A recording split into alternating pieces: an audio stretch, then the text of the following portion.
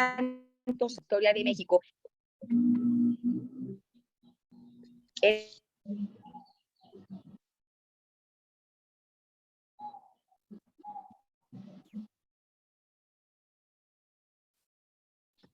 Ya se trabó otra vez, ya no se escucha. ¿Sí me escuchan? Hola, hola.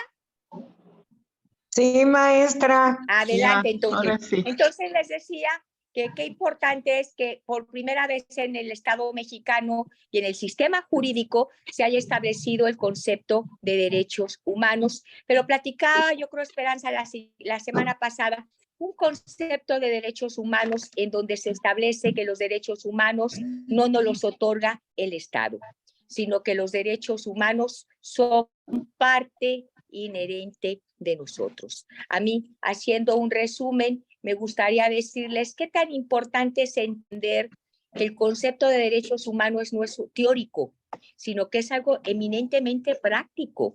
Cuando nosotros decimos que los derechos humanos son de nosotros, ustedes me gustaría que lo contemplaran de la siguiente manera, fíjense ustedes. Si los derechos humanos son inherentes a la persona, quiere decir que así como yo tengo ojos para ver, nariz para oler, boca para hablar, brazos para agarrar y cosas, y manos para agarrar las cosas, piernas para caminar, así traigo yo todos mis derechos humanos aquí que son parte inherente de mí. Tengo el derecho de la vida, los derechos de seguridad jurídica, los derechos económicos, los derechos sociales, los derechos políticos, los derechos de igualdad. De tal forma que cada derecho humano tiene una función. Si nosotros nos ponemos a reflexionar que cada derecho humano tiene una función en mi vida. ¿Para qué me sirve? Y les pido que hagan ustedes ese ejercicio. ¿Para qué me sirve el derecho a la vida? ¿Para qué me sirve el derecho a la educación? ¿Para qué me sirve el derecho a la salud? ¿Para qué me sirve el derecho de poder votar y ser votado? ¿Para qué me sirve el derecho de tránsito? ¿Para qué me sirve el derecho de reunión? ¿Para qué me sirve el derecho de asociación? ¿Para qué me sirve el derecho del medio ambiente? Y ustedes podrán darse cuenta que entonces cada derecho contribuye para que nosotros como personas podamos tener un desarrollo en todos los aspectos de nuestra vida. Un desarrollo físico, un desarrollo económico, un desarrollo social, un desarrollo cultural. Entonces, creo que resumiendo la clase de la semana pasada, los derechos humanos nos permiten a nosotros, bajo un principio de dignidad, el poder tener un desarrollo físico, económico, social y cultural. Y consideraría entonces que en un Estado democrático lo más importante es entender que los derechos humanos, que son la obligación más importante en un Estado. Es decir, es importante que por una parte se reconozcan, es importante que por la otra parte se garanticen. Y creo que también aquí hablamos de un cambio importante en nuestra Constitución, porque también se establece la diferencia entre lo que es la obligación del Estado de reconocer el derecho humano y por la otra, la obligación del Estado de garantizar el derecho humano. Y a mí me gustaría mucho decirles, bueno, ¿cómo se reconocen? Bueno, pues es muy sencillo. El Estado mexicano reconoce los derechos humanos a partir de lo que hace en la Constitución, a partir de los tratados internacionales y convenciones, donde el Estado mexicano dice, yo me obligo a reconocer y hasta garantizar esos derechos. Entonces, si nosotros hablamos del catálogo donde están reconocidos los derechos humanos aquí en México, podríamos decir que están, uno, en la Constitución y dos, en las convenciones internacionales donde el Estado mexicano ha suscrito y ha ratificado. De tal forma que ahí están reconocidos. Y yo quiero decirles, yo creo que el Estado mexicano ha reconocido muchísimos, o sea, creo que si nosotros nos evaluáramos en cuanto al reconocimiento de los derechos, pues yo pondría al Estado mexicano con una palomita. Ahora, ¿Dónde está posiblemente la parte más importante para nosotros y la parte más difícil para el Estado que se representa a partir de sus autoridades? Y es precisamente en el asunto de la garantía. ¿Cómo se garantizan en el Estado mexicano esos derechos humanos? Y diría mi abuelita, en paz descanse, muy coloquialmente, es cuando la puerca tuerce la cola, porque ahí sí, garantizar los derechos humanos es una obligación del Estado. Y ahí sí podemos empezar nosotros a reflexionar cómo garantiza cada uno de los derechos y cómo en muchas ocasiones omite esa garantía de protección. Yo quiero platicarles que si ustedes checan, por ejemplo, la Constitución, normalmente nos habla de el reconocimiento del derecho, pero no nos dice en qué se hace consistir ese derecho. Ejemplificando, si por ejemplo el artículo 4 de la Constitución nos dice que en México todas las personas tenemos derecho a la salud. Sin embargo, la Constitución no nos dice de qué se trata el derecho a la salud. Es decir, ¿qué se entiende por derecho a la salud? Y luego vendría la otra parte de la cual les estoy hablando. ¿Y qué se entiende por lo que debe de ser la garantía de protección del derecho a la salud? Y yo creo que ahí sería importante que ustedes sepan que cada derecho que está reconocido en la Constitución cuenta con una ley reglamentaria. Es decir, una ley que establece precisamente de qué se trata el derecho y cómo el Estado mexicano se obliga a garantizar ese derecho.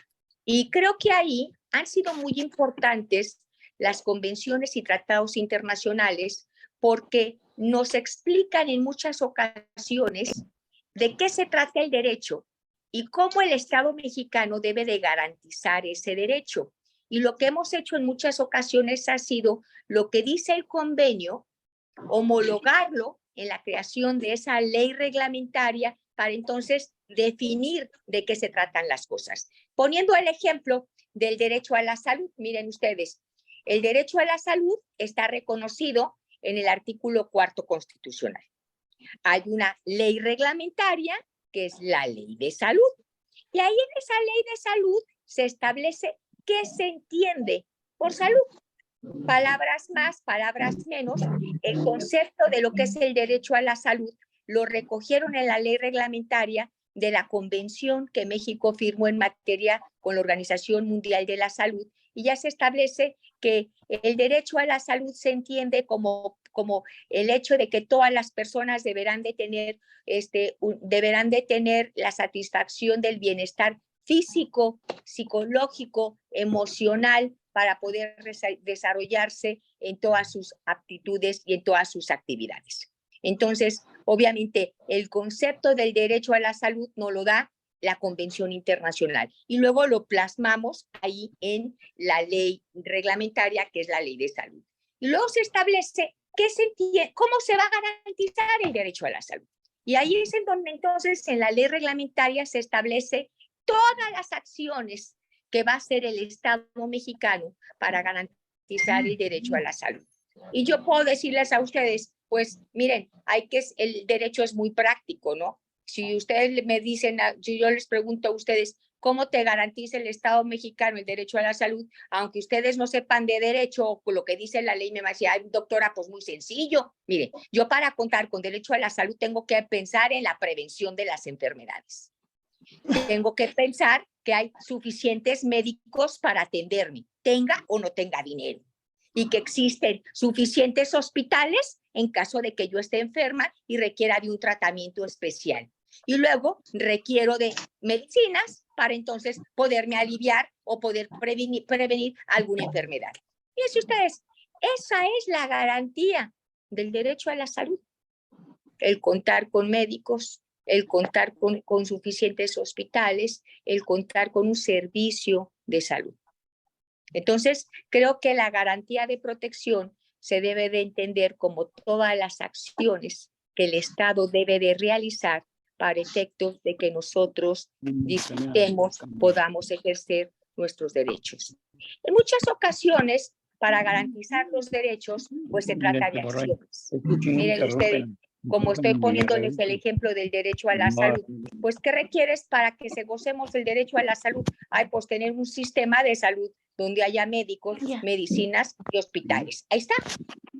Oye, ¿qué pasa si no tenemos vacunas? Pues se nos está violando el derecho a la salud. Oye, ¿qué pasa si en una epidemia no se cumplieron con los protocolos que dice el convenio internacional respecto a la forma en que debía de haber sido tratada la epidemia? Pues se está violando la garantía de salud.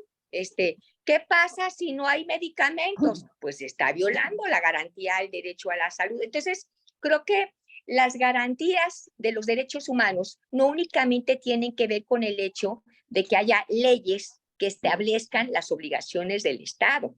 En muchas ocasiones, yo les digo que un concepto de garantía de protección sería el mecanismo legal, político, económico, social, cultural que el Estado debe de echar a andar a fin de que nosotros gocemos de esos derechos. Porque habrá algunos derechos en donde no únicamente con una planificación política y económica se puedan lograr. Es decir, me queda claro que, por ejemplo, para garantizar el derecho a la salud, pues se requiere un programa, se requiere un sistema de planeación de salud, se requiere presupuesto, se requiere todo eso, se requieren acciones. Pero vamos pensando en otros derechos como el derecho a al hecho de ser tratados con igualdad y no ser discriminados. Y ahí quiero entrar con motivo de los derechos que tienen los adultos mayores. Se trata de qué hacer.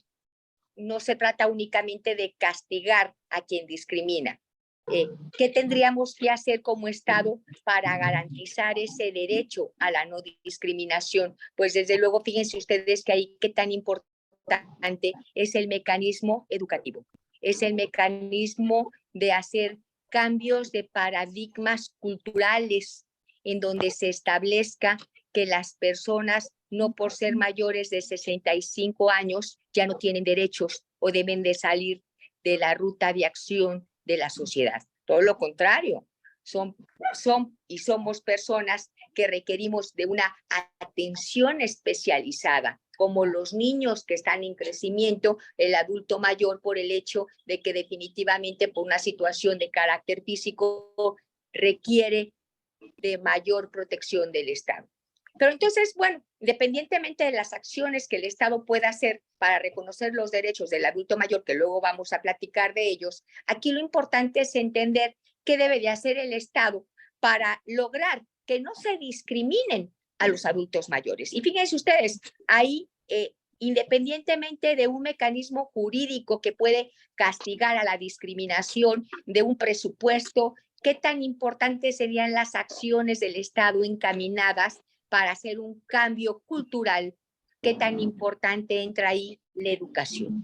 Entonces, por eso creo que cuando se habla de garantías de protección, tenemos que hablar de que no únicamente es un mecanismo jurídico, sino que se trata de un mecanismo social, jurídico, económico, político, cultural. Es decir, es un todo que se requiere para que entonces nosotros como personas podamos gozar y podamos disfrutar de nuestros derechos humanos.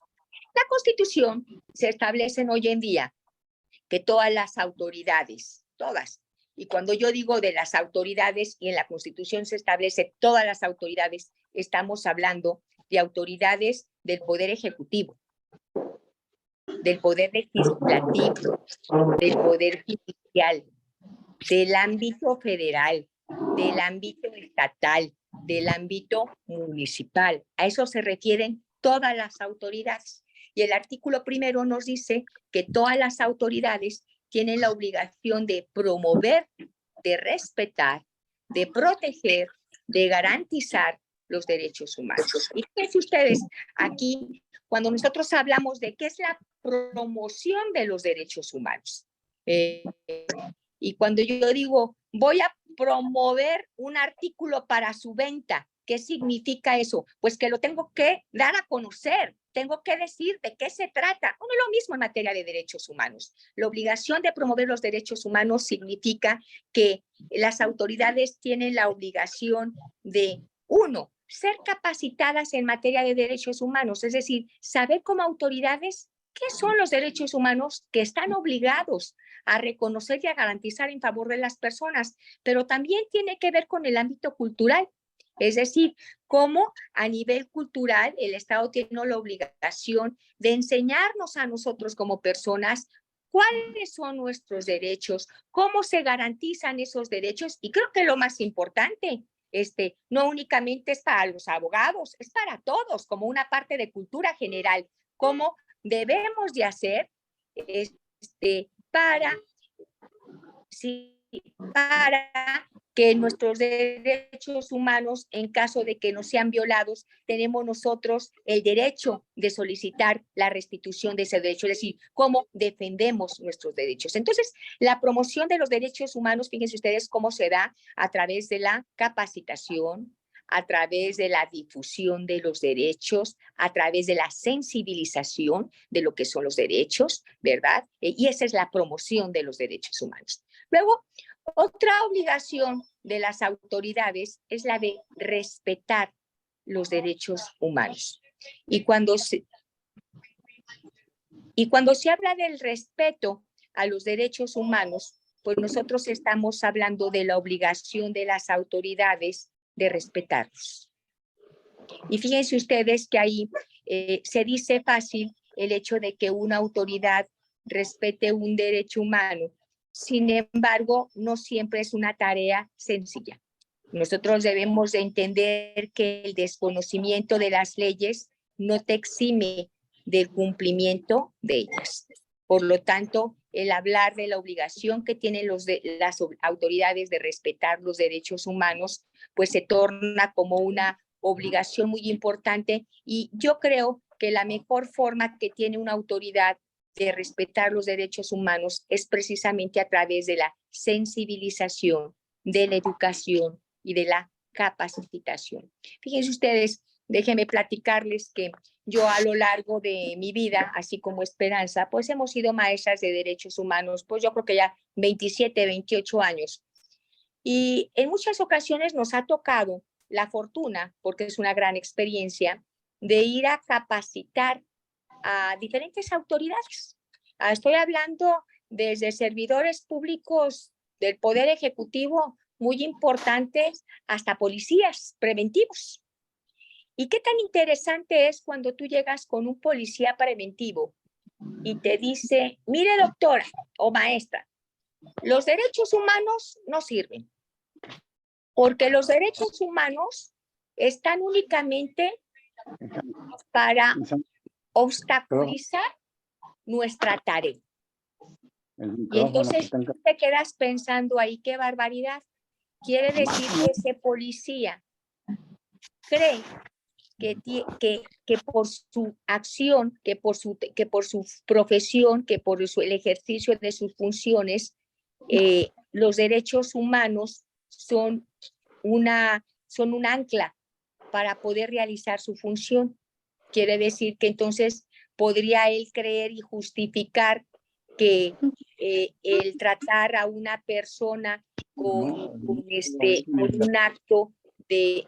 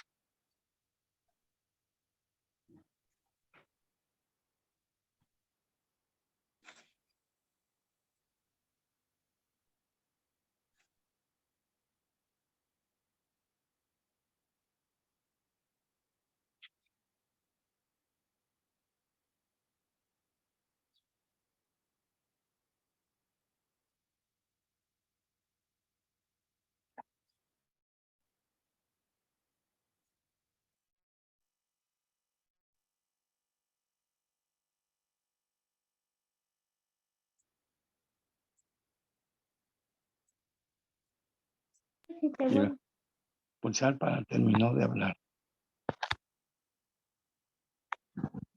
Bien, soy yo. Ni se ve tampoco. Bueno, entonces, Apaguen su micrófono, por favor. a ver, chécalo acá porque pues se fue la onda acá. Mira.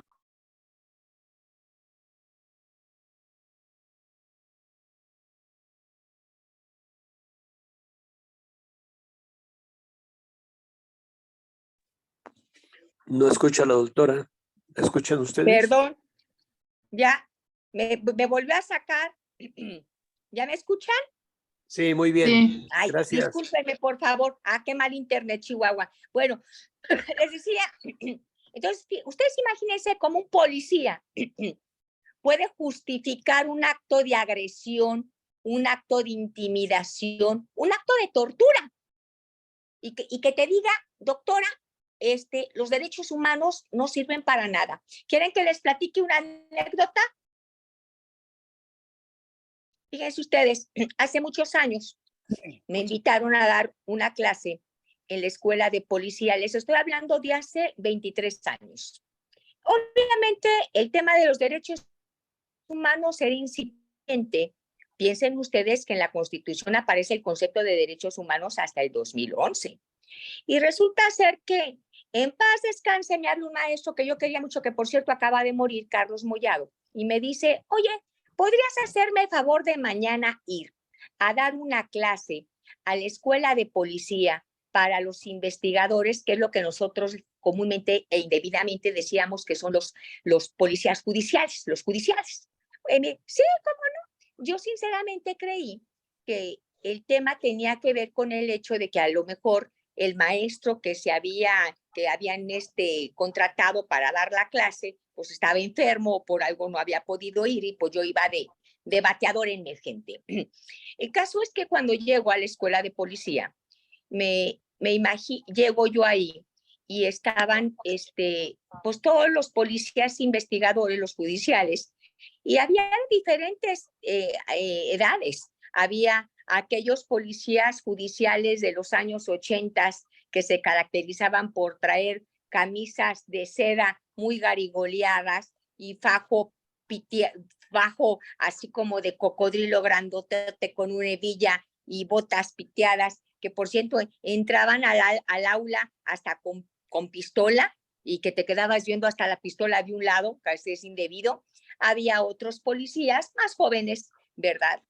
Y fíjense ustedes que a la hora que yo llego para darles la clase de derechos humanos, ándenles que me corren y que se sienten muy ofuscados y que me dicen, maestra, esto es una burla para nosotros, y no le dijeron a usted que habíamos corrido al maestro que vino a darnos la clase, y entonces pues no la queremos. Entonces dije, ay, Dios mío, pues en qué lío me metió Carlos, ¿verdad? Y empecé a platicar con ellos y les digo, bueno, ¿cuál fue la problemática que tienen ustedes o que tuvieron con el maestro de derechos humanos que les asignaron el día de ayer? Ya dicen, es que usted imagínese, maestra, ese fulano trabaja en la Comisión Estatal de Derechos Humanos y nosotros tenemos quejas que están siendo investigadas y él es el que nos cita. Pues imagínese que por un lado él es el que nos está investigando, que tenemos un problemón porque son quejas en contra de nosotros ahí en la Comisión Estatal, y por la otra, usted imagínese que viene el cínico a darnos clase. Entonces, pues ya capté que pues había habido el mal tino de mandar como maestro a un visitador de la Comisión Estatal de Derechos Humanos, que por cierto, una de las acciones de la Comisión Estatal de Derechos Humanos es precisamente la difusión, la promoción, la educación en materia de derechos humanos.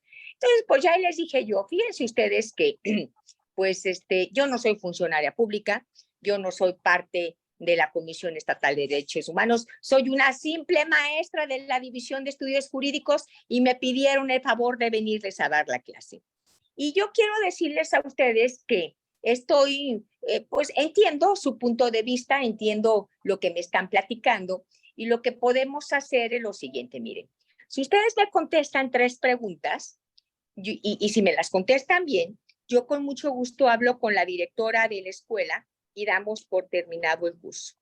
Pero si no me las pueden contestar, entonces pues denme el beneficio de la duda y permítanme desarrollar el curso. Las 3 preguntas, fíjense ustedes, eran: ¿qué son los derechos humanos?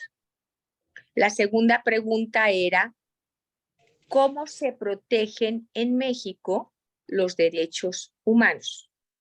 Y la tercera pregunta era: ¿cuál es tu relación como funcionario público con los derechos humanos? Pues bueno, les di 5 minutos para que ellos empezaran a escribir y ustedes imagínense que a los 5 minutos me empiezan a leer y creo que todos, no hubo uno, me decían: los derechos humanos no existen. Los derechos humanos son esas comisiones estatales de derechos humanos que para lo único que sirven es para obstaculizar mi trabajo, para defender al delincuente y para entonces a nosotros meternos en problemas. La segunda respuesta: ¿cómo se protegen en México los derechos humanos? En México, y a la respuesta de ellos, en México los derechos humanos no se protegen. Son esas comisiones estatales que para lo único que sirven es para perseguir al delincuente. Fíjense ustedes que seguían con la idea. Y tercera pregunta, ¿cuál respuesta? ¿Cuál es tu relación con los derechos humanos? Ninguna. Entonces, en ese momento me quedé reflexionando. Fíjense ustedes cómo hace 20 años las autoridades, uno, no entendían cuál era el concepto de derechos humanos y lo tenían en una total y absoluta confusión.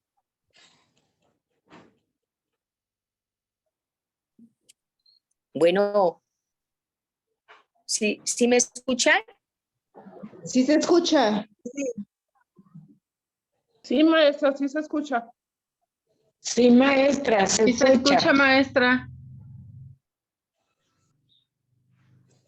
Maestra, sí se escucha, solo que por respeto cerramos el micrófono para que no se vicie su voz. Sí se escucha, maestra.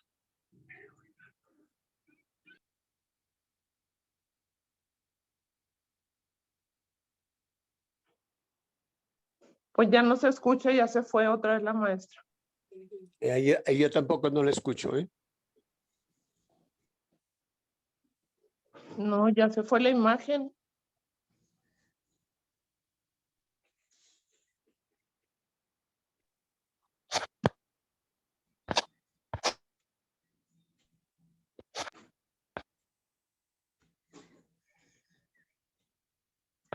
Sí, bueno. A lo mejor le entró alguna ¿Ya me llamada. escuchan? No, ¿saben qué sucede? Que efectivamente me entra una llamada y me corta. ¡Qué barbaridad! Ay, discúlpenme, por favor. Bueno, les decía entonces que fíjense ustedes cómo las autoridades, uno, confundían el término de derechos humanos con lo que es un organismo de protección de los derechos humanos del Estado que se llama Comisión Estatal de Derechos Humanos.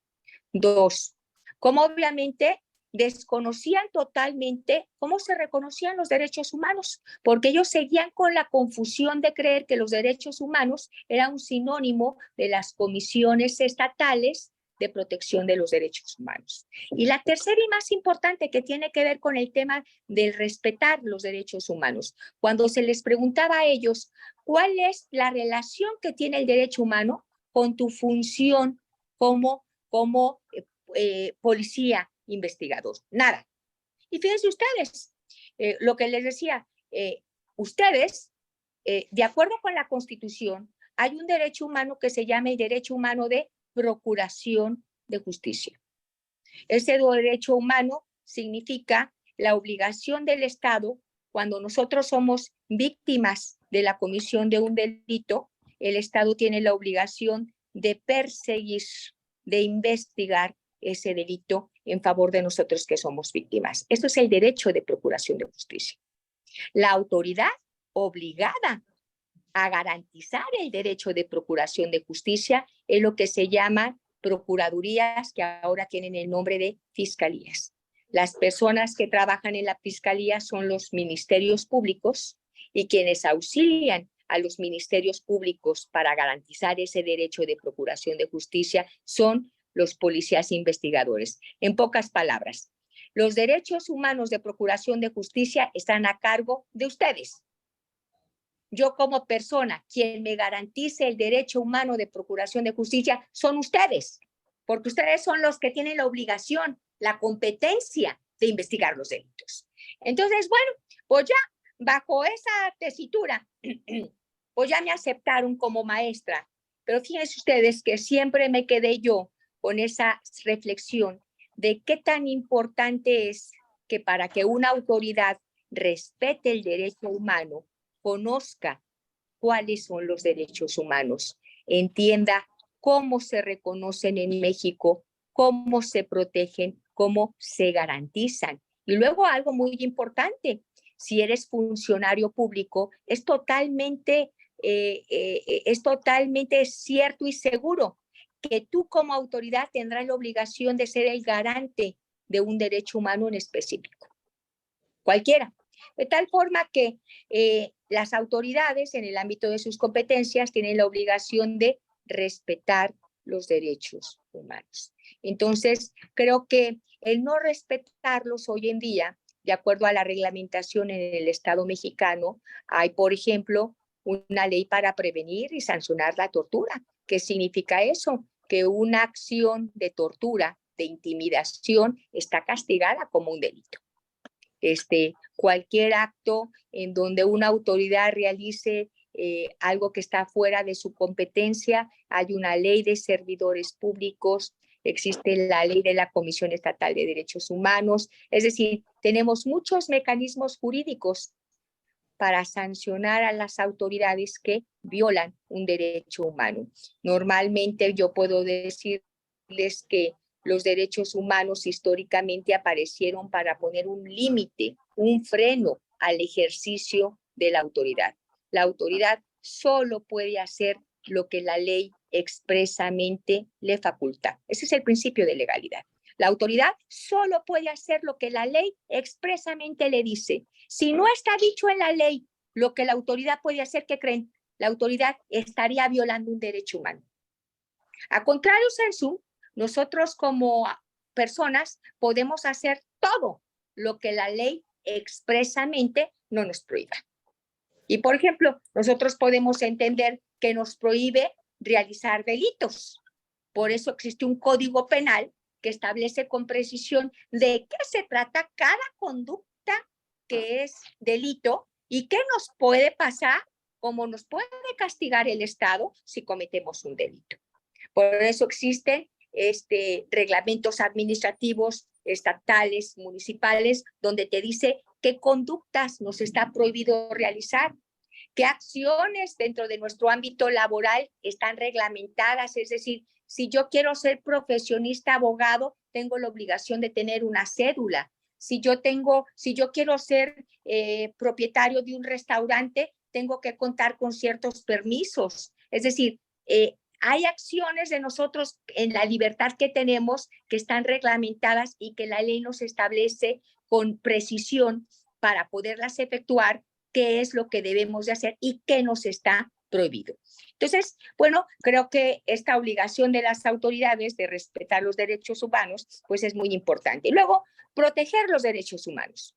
Esta obligación de las autoridades de proteger los derechos humanos, fíjense ustedes que, pues, cada autoridad debe desde el ámbito de su competencia de hacer que se viva el derecho humano.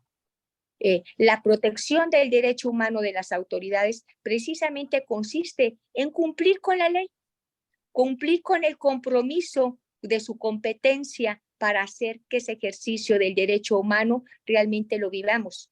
Si vuelvo al ejemplo del policía investigador, ¿cómo va a proteger el derecho humano del cual tiene la obligación y competencia? Bueno, pues precisamente investigando, persiguiendo el delito. ¿Cómo lo va a hacer? Pues respetando obviamente los límites que tiene ese ejercicio. Yo voy a investigar un delito, pero no puedo realizar un acto de tortura.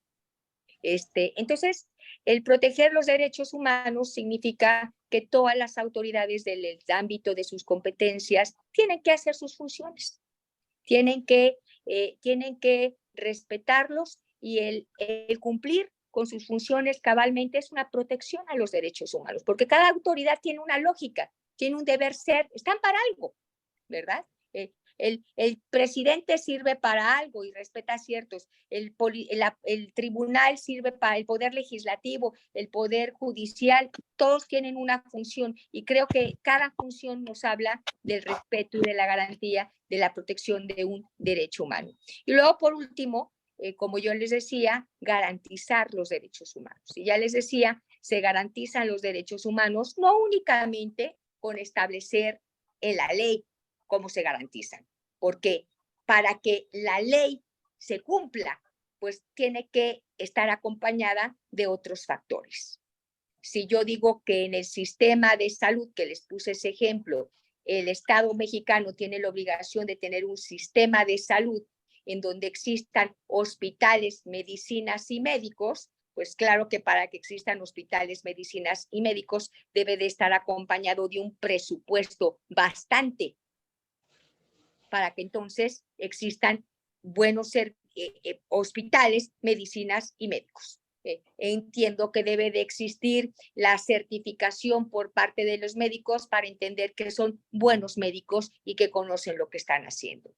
Que deben de existir convenios con las fábricas de medicinas para que haya realmente un abastecimiento completo y correcto de lo que son los medicamentos. Es decir, las garantías no únicamente son leyes, sino que son mecanismos políticos, económicos, sociales, culturales, y ya les decía yo qué tan importante es en la garantía la promoción del derecho, de educación en materia del derecho humano, para entonces, porque así como hay derechos humanos que son acciones, hay otros en donde sí se requiere de un cambio cultural para poder decir que todos en conjunto podemos cambiar ese chip y entonces no violar un derecho, como les decía yo antes, el derecho de la discriminación, que vamos a poder platicar un poquito acerca de ello.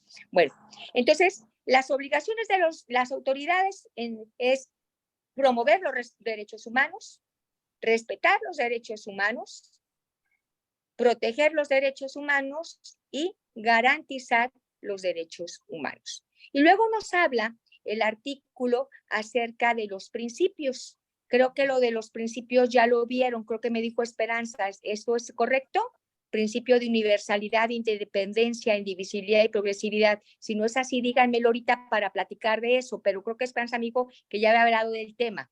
Es correcto, maestra.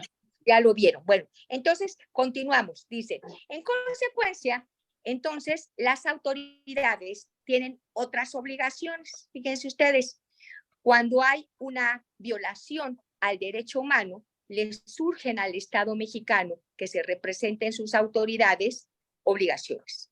Fíjense ustedes, la violación de un derecho humano se puede dar por acción o por omisión. Por acción, cuando la autoridad en el ejercicio de su función viole el derecho humano. Vamos ejemplificando.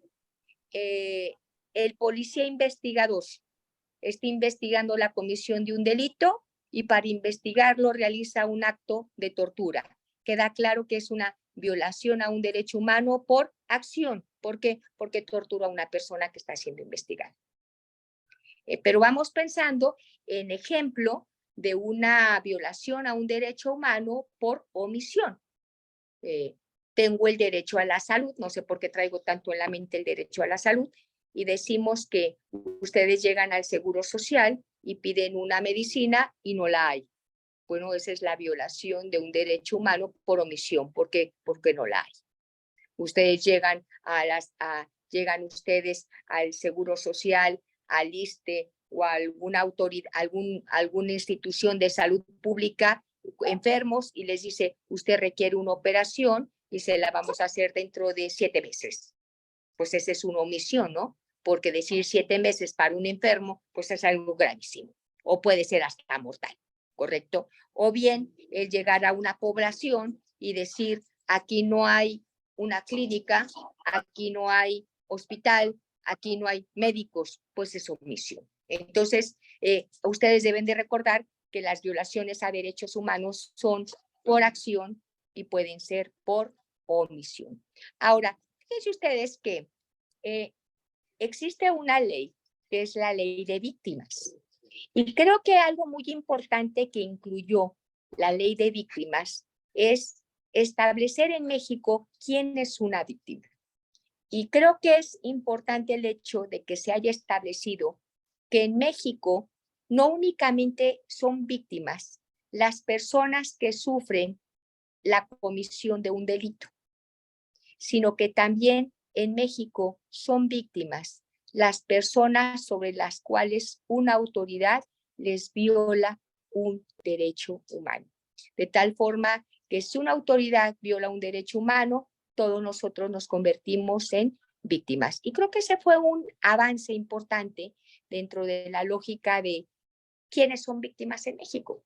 Entonces, víctima en México es aquella persona que desgraciadamente fue víctima, fue agente pasivo de la comisión de un delito, pero víctima también es una persona sobre la cual una autoridad le violó un derecho humano. Entonces, nosotros podemos platicar que cuando hay una violación del derecho humano, que ya les dije que puede ser por acción, que puede ser por omisión, hay obligaciones que tiene el Estado mexicano. Fíjense ustedes, las obligaciones del Estado mexicano es prevenir las violaciones a los derechos humanos, investigar la violación a un derecho humano, sancionar la violación a un derecho humano y reparar la violación a ese derecho humano.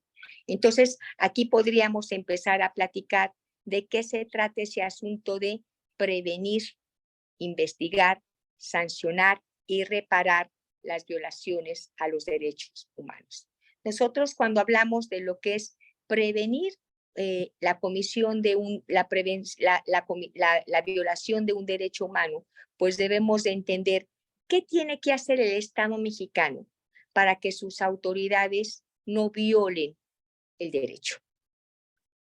Y yo, por ejemplo, les digo, bueno, si las violaciones son por acción o son por omisión, pues queda muy claro que la mejor forma de prevenirlo es capacitando a las autoridades respecto a cuáles son los derechos humanos para que sepan dónde está el límite en el ejercicio de su poder, que es cuáles son los actos que no pueden realizar porque hacerlo trae consigo la violación a un derecho humano. Como también puedo decir que cuando se trata de la prevención de la violación de un derecho humano, tenemos que entender que en muchas ocasiones tiene que ver con el asunto de acciones.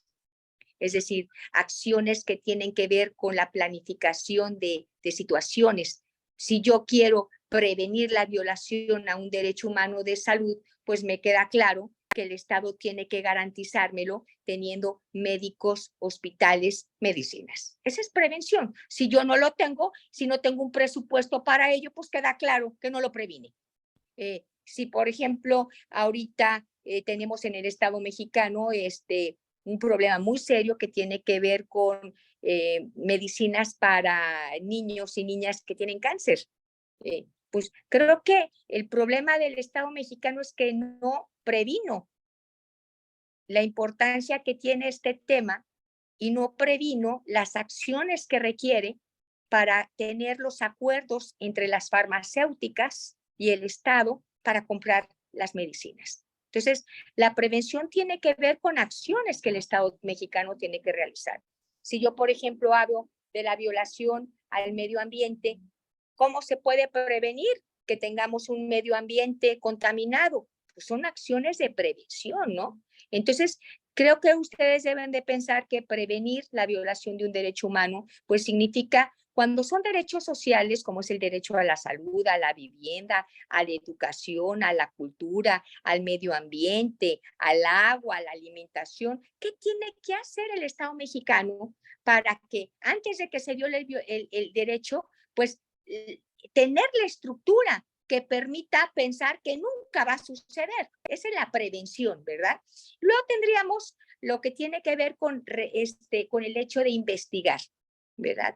Y aquí cuando nosotros hablamos de la investigación de una violación a un derecho humano, pues sabemos que desde luego que la investigación es precisamente el hecho de que las autoridades que violaron un derecho humano sean investigadas con la lógica de que sean castigadas, ¿verdad? Nosotros sabemos que para este efecto tenemos diferentes formas de que una autoridad investigue la violación de un derecho humano.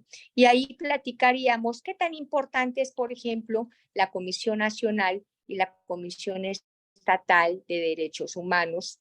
La Comisión Nacional y la Comisión Estatal, no sé si Esperanza haya hablado ya del tema, saben que son organismos públicos autónomos que tienen como obligación principal la de investigar presuntas violaciones de derechos humanos de corte administrativo que hayan cometido las autoridades.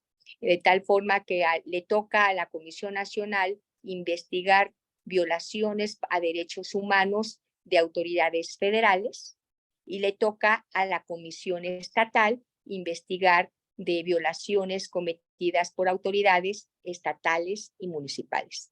Si quien nos viola un derecho es una autoridad federal, tenemos que presentar nuestra denuncia ante la Comisión Nacional. Si quien nos viola el derecho es una comisión estatal, es una autoridad estatal o municipal, tenemos que presentar entonces esa denuncia ante la Comisión Estatal de Derechos Humanos, que por cierto ya saben que ahí está trabajando ahorita Esperanza. De tal forma que entonces la investigación de las presuntas violaciones lo hace, por una parte, las comisiones nacional y estatal de derechos humanos. Pero hay otros mecanismos de investigación de derechos humanos. Tenemos una ley de responsabilidad a nivel federal y estatal de los servidores públicos, de tal forma que esa ley también tiene órganos de control para investigar violaciones a derechos humanos. Tenemos, obviamente, violaciones a derechos humanos que son delitos.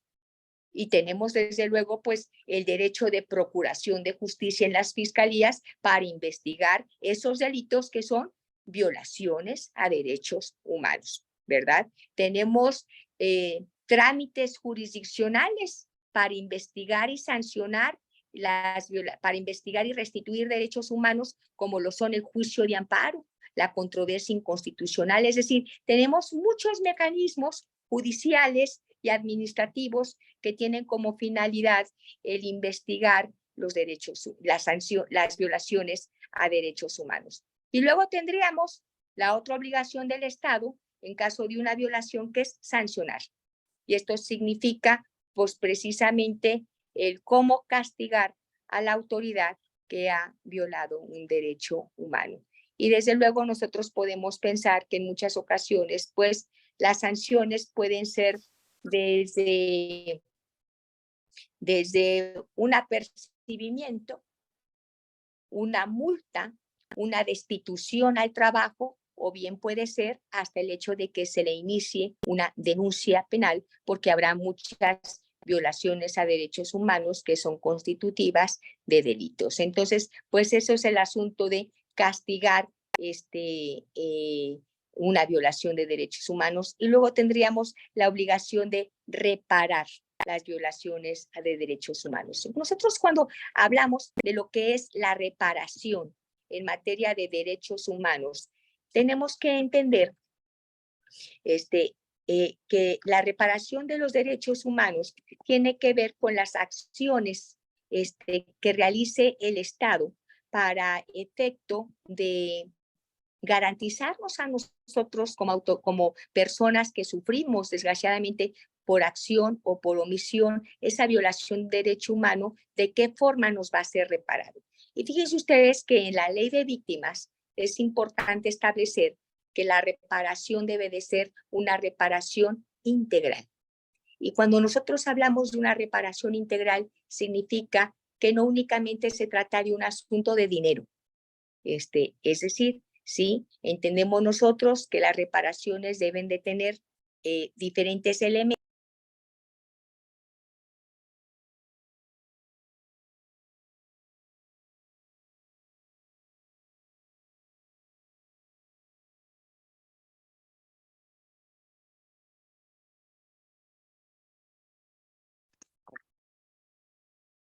Sí, ya sé.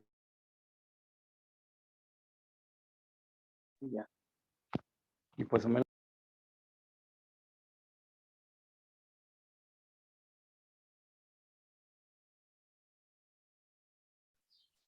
Ya se fue otra vez, maestra.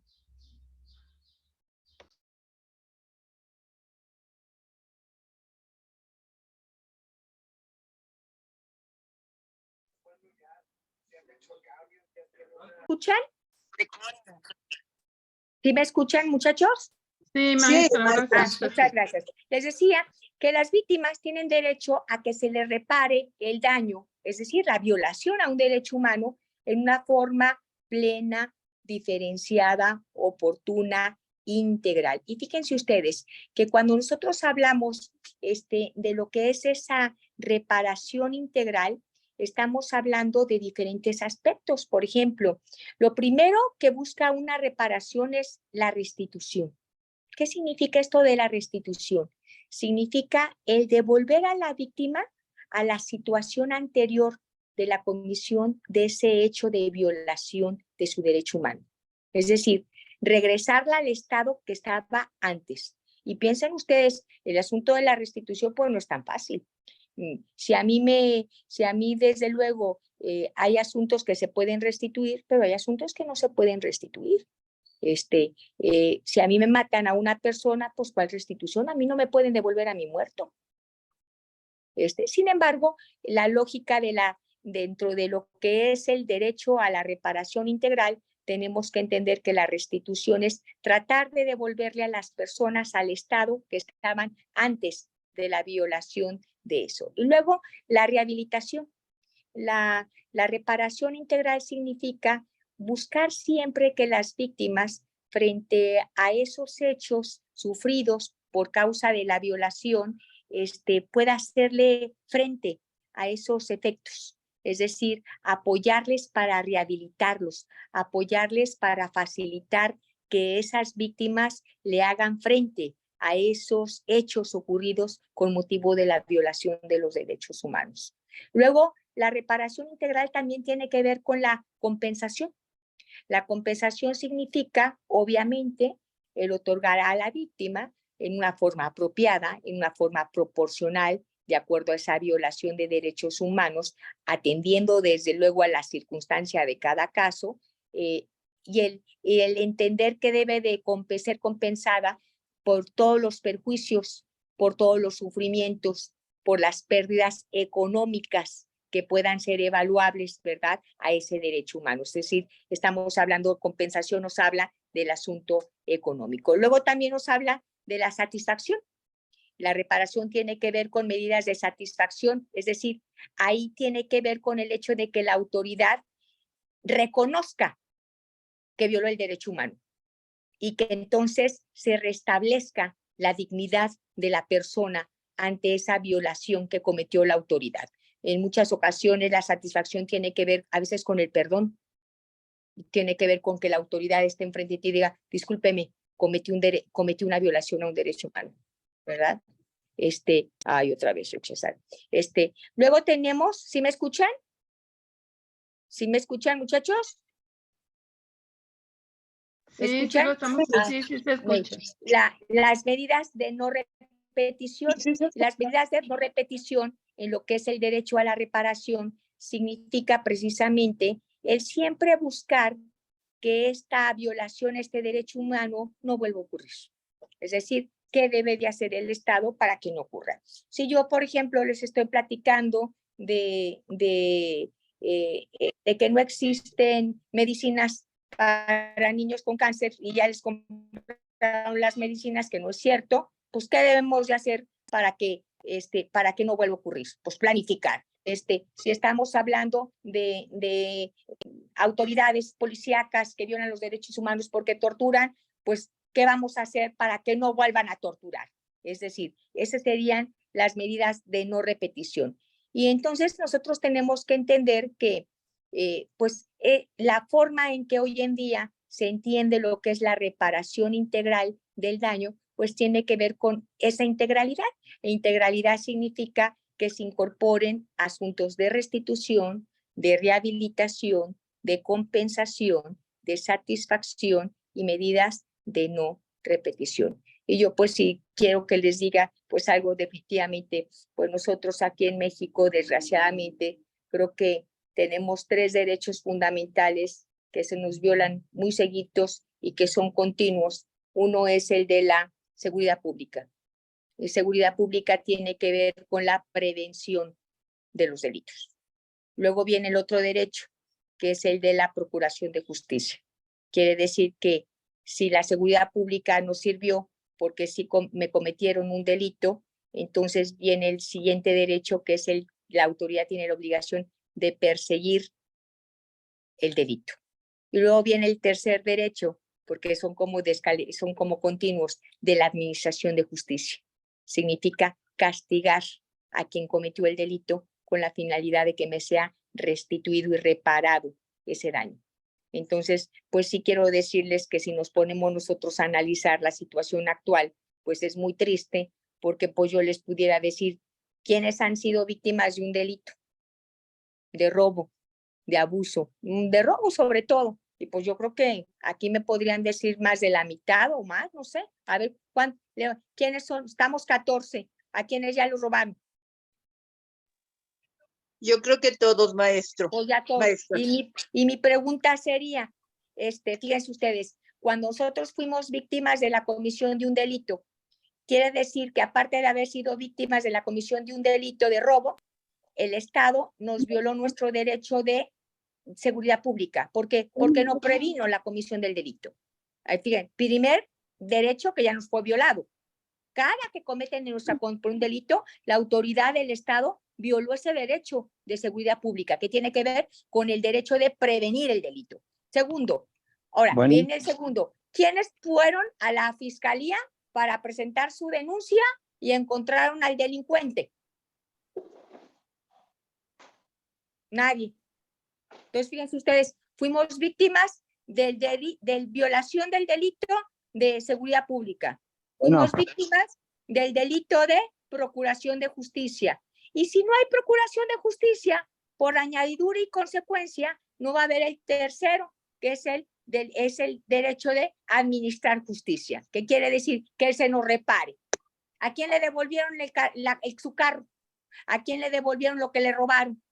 Entonces, sí estamos a nadie. Entonces, sí estamos definitivamente, aunque la ley diga, ¿verdad? Y estamos hablando de lo que dice la Constitución, pues sí creo que estamos ante un estado de emergencia no jurídico, porque la ley lo obliga, de garantía, porque pues ¿qué está haciendo el Estado mexicano para que entonces se me repare y no se me violen? Es decir, suenan bonito lo que les estoy diciendo, pero creo que en la práctica tenemos grandes y serios problemas. Entonces, bueno, pues hasta ahí creo que terminaríamos con el tema del asunto de las obligaciones que tienen las autoridades en materia de derechos humanos y de reparar violaciones a derechos humanos. Y ya empieza el artículo primero, que es importante porque es el que le da vida a estas leyes de derechos humanos que tienen que ver con el asunto de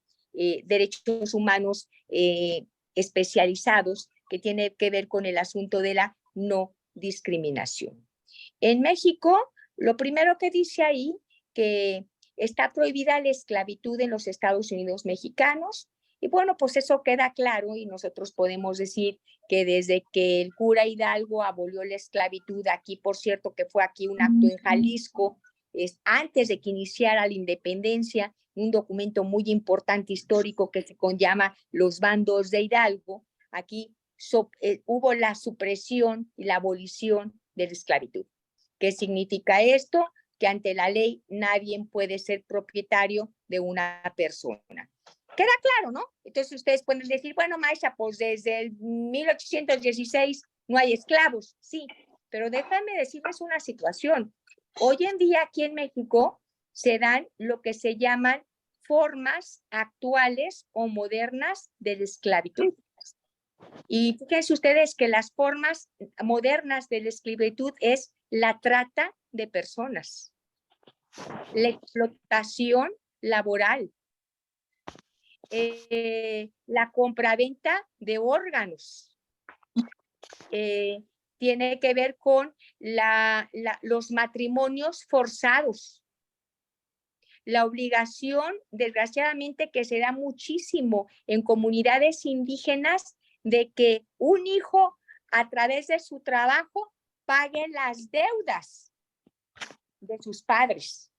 Y entonces, pues creo que ahí tendríamos que entender que, si bien es cierto, la lógica del término clásico de esclavitud no lo tenemos jurídicamente, tenemos formas modernas de esclavitud.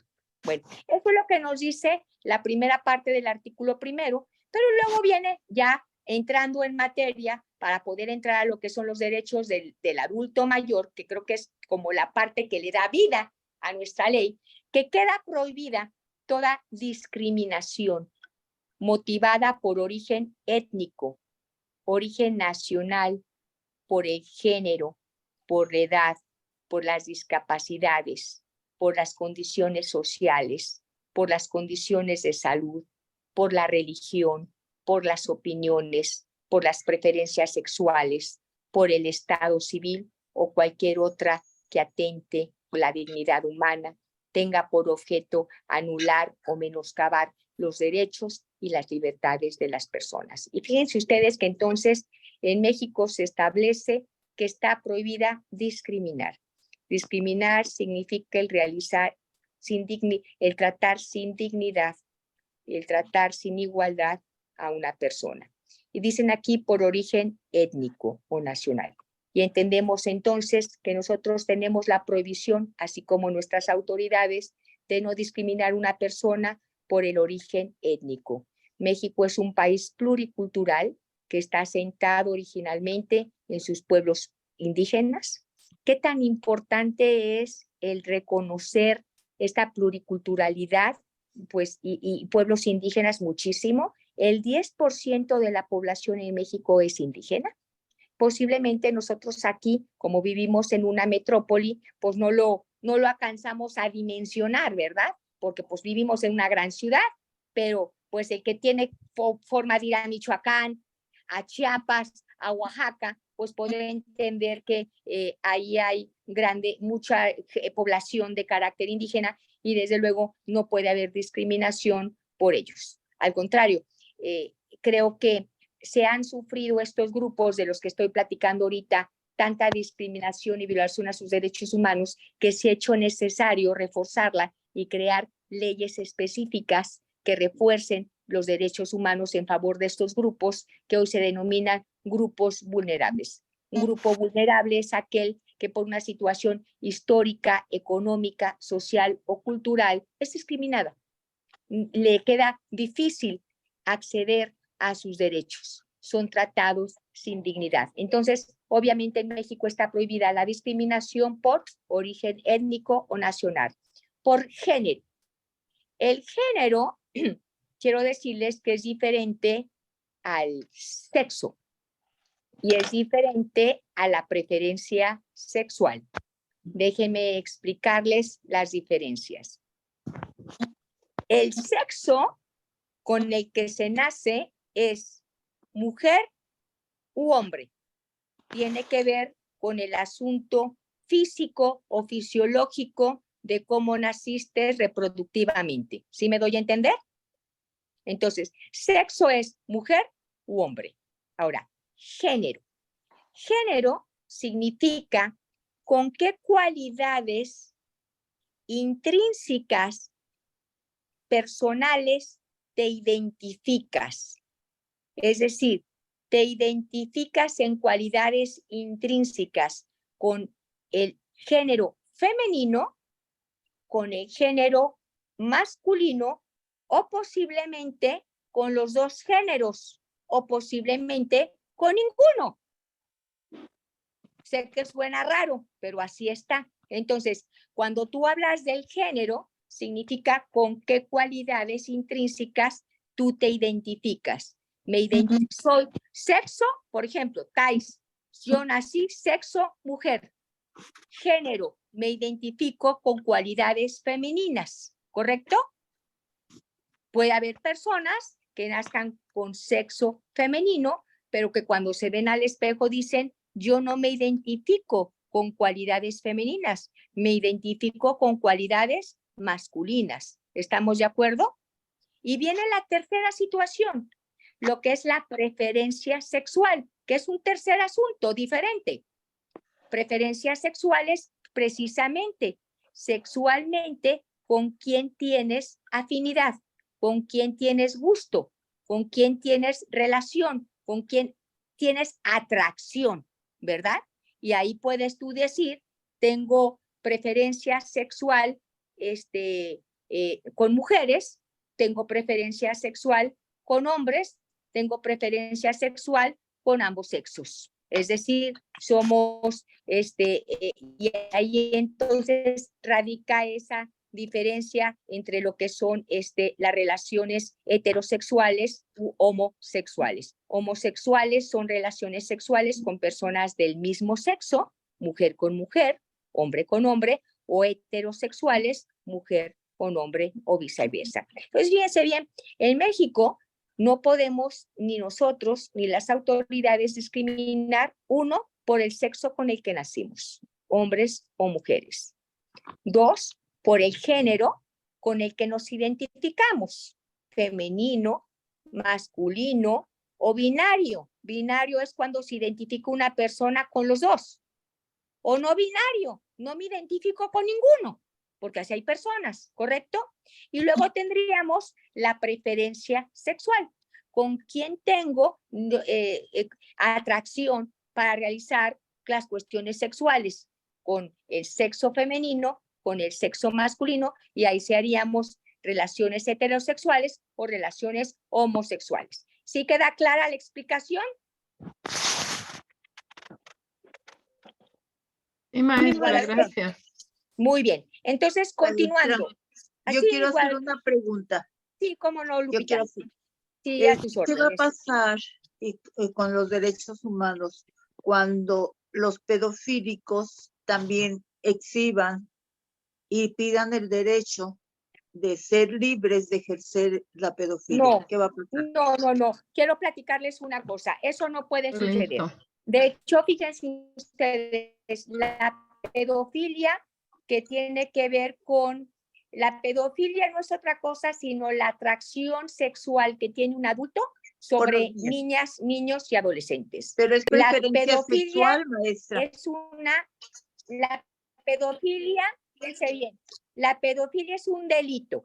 La pedofilia, de acuerdo, es un delito. Y con la Ley de Protección de Niñas, Niños y Adolescentes debe de ser, va en contra de los derechos de niñas, niños y adolescentes, y por lo tanto quiero decirte que no. Eso es castigado totalmente. Es decir, Pero tú es debes una de recordar, preferencia, hay acciones maestra. que a nosotros como personas tenemos. No. Sí, a ver, acuérdate Bueno. lo que yo inicié la clase. Nosotros tenemos libertades y tenemos derechos, pero tenemos limitaciones para el ejercicio de esos derechos y tenemos prohibiciones en las acciones. Entonces tú puedes decir, sí, yo tengo una preferencia sexual, correcto, pero la ley me prohíbe realizar un acto sexual hasta con el consentimiento de ellas y ellos. Se llama violación, punto. Así que, Lupita, ahí está totalmente prohibido Para mí y también, ahí no hay pero derecho del pedófilo. para mí también es un delito, pero también están pidiendo que sea No lo ajustado. pueden pedir. Mira, yo te quiero Espero decir que una no. cosa. Tu servidora, soy secretaria del sistema Bueno, de maestra. protección ¿sí? Les decía, tu servidora, soy secretaria del Sistema de Protección de la Niñez aquí en Jalisco. Y por el contrario, cada día, precisamente para sacar adelante los derechos integrales de la niñez, se debe de castigar y perseguir con mayor fuerza todos los actos que vayan en contra de este tipo de conductas. Del derecho No, mira, de los niños. al contrario, fíjate, estamos tratando de hacer y se están presentando leyes en el Poder Legislativo para castigar al pedófilo, para castigar a la persona adulta que establece lo que nosotros conocemos como pornografía infantil, para castigar con mayor importancia lo que es la trata de niñas y niños. No, todo lo contrario. Acuérdate tú, todas las libertades tienen limitaciones. Y en el caso del pedófilo, tú puedes decir, todas las personas tenemos derecho a tener una preferencia sexual. Sí, pero en México está prohibido realizar actos sexuales con niñas, niños y adolescentes. Punto. Se llama violación, Lupita. Así que ahí queda cortado el derecho del pedófilo. Ya, al contrario, las leyes de protección de la niñez creo que hoy en día están empujando para castigar cada día con mayor severidad ese tipo de actos. Excelente. Y aplaudo esa situación. No, claro. Fíjense es que un estamos temor tratando que de yo sacar tenía. aquí en el estado de Jalisco, por la importancia que tiene el tema y por ustedes saben, aquí en Jalisco tenemos un serio problema con el asunto de la trata, como en todos los estados de la República Mexicana, pero aquí posiblemente como tenemos a Puerto Vallarta, tenemos a la ribera de Chapala, tenemos lo que es el turismo, ¿verdad? Y el turismo, desgraciadamente, a veces, pues es turismo muy positivo, pero tiene a veces cuestiones sumamente negativas, ¿verdad? Y ahí tenemos precisamente hablando de trata ese asunto que estamos tratando de sacar adelante. Así que a ustedes recuerden que aquí el punto es, a nadie se le puede discriminar por el asunto del género, de su preferencia sexual o de... ¿Sí, José Luis? De su preferencia sexual o de su sexo, ¿verdad? Pero nada tiene que ver con esas conductas que están limitadas. Ustedes recuerden, todo lo que constituye delitos está prohibido por la ley y es castigado. Entonces, continuando con el tema, queda prohibida la discriminación por condiciones sociales, por discapacidades. Entonces, obviamente que en México no se puede discriminar a una persona por tener una discapacidad intelectual o una discapacidad física. También nos habla de condiciones sociales. En condiciones sociales estamos hablando que no se puede discriminar a una persona por el hecho de ser soltera, por el hecho de ser casada, como también no se puede discriminar por condiciones de salud. Creo que el asunto de la discriminación por condiciones de salud es un tema que inicia a partir de los años 80 con motivo de las personas que desgraciadamente tenían el SIDA, ¿verdad? Ustedes deben de recordar. Ahí entonces entra obviamente la lógica de darle protección a estas personas que tenían SIDA y ya después se incorpora a la Constitución. Nadie puede ser discriminado por un asunto de salud, nadie puede ser discriminado por un asunto de religión, por un asunto de opinión, por un asunto de estado civil o por cualquier situación que traiga como pues, que tendría como es que esta partecita del artículo primero que nos habla de la prohibición de la discriminación es lo que trae consigo el entendimiento, uno, de que hay ciertos grupos que han sufrido por un piso disparejo, es decir, que se denominan grupos vulnerables. Y estos grupos vulnerables son aquellos que por una cuestión de carácter histórica, cultural, social o económica requieren de una protección especial. Y dentro de esos grupos, pues cuando hablamos de la no discriminación por edad, surgiría la obligación del Estado mexicano de reconocer y garantizar los derechos de los adultos mayores. Entonces ya empezaríamos la próxima semana a platicar de todos esos derechos de los adultos mayores y de la ley del adulto mayor y de cómo es importante entender cuáles son todos estos derechos para uno, ni las autoridades ni la población en general puedan discriminarlos y aparte, dentro de todas las obligaciones que hay en materia de derechos humanos, pues obviamente siempre los protejan, los garanticen, los protejan, los garanticen y en caso de violación los puedan sancionar y investigar. Así que creo que con eso concluiríamos hoy la clase, muchachos. Les agradezco mucho su presencia. Y pues yo creo que la próxima semana ya estaré aquí, Esperanza, con ustedes. De todas formas, estoy a sus órdenes y me dio mucho gusto saludarles esta mañana. Muchas gracias, maestra. Que tenga buen Perdonen día. por todos los problemas técnicos. Gracias, maestra. Muy Ten interesante. cuidado, maestra. Bonito Que día. tenga bonito Bonita día, fin de maestra. semana. Igualmente, Gracias. bye, bye. Hasta luego. Hasta luego, Gracias. maestra. Muchas gracias. Un abrazo, Cuídese maestra. mucho. Que Dios la bendiga Y por mucho su gusto. tiempo que nos dedique.